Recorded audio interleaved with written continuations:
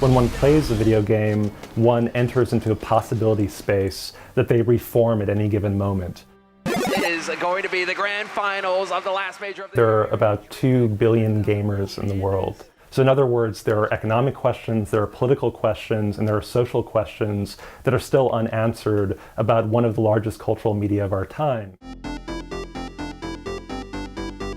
And we think that the Weston Game Lab can make real contributions to those huge research questions. The Weston Game Lab is a space for designing, developing, and researching games. And I hope that it'll be a co-curricular space that brings together faculty, staff, and students in the college and in the professional schools.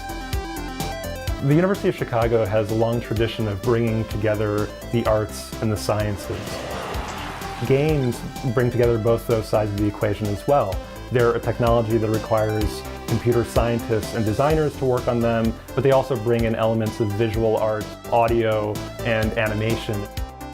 Games are a platform for being able to run a series of social experiments that teach us more about human behavior and about the ways that we make meaning in the contemporary world.